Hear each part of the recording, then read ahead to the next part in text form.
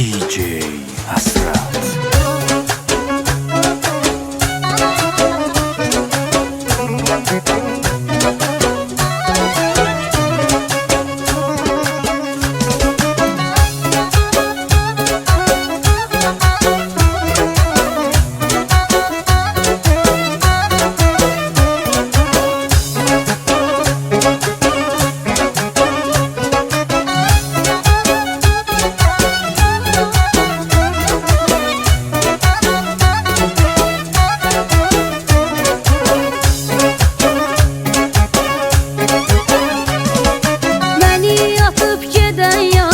Sinəmi qüssə dağlar, mənə qalan əksi və qəlbim baxan dağlar. Özüm mənə deyərdin, güldü çiçəkdi solmaz. Niyə vəfasız oldun, sevən vəfasız olmaz.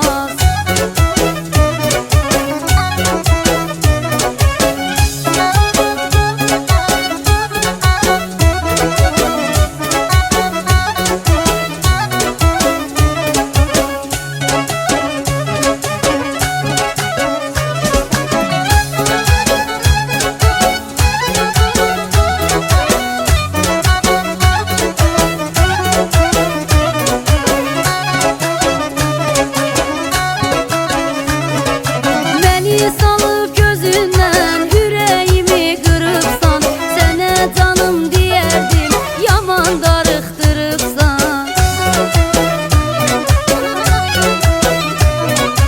O da düşübdü canım, yandı bu yanğıdan ah. Aman bu həsrətindən, aman bu ayrılıqdan.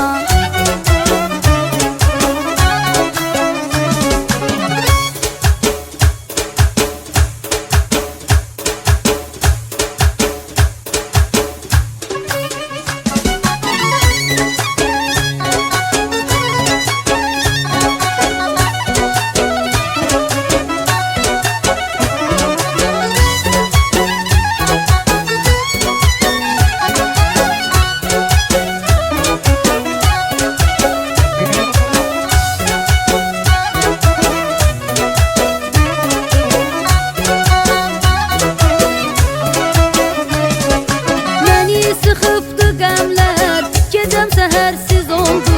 Bu eşqimin çiçəyi yanan ürəkdə soldu.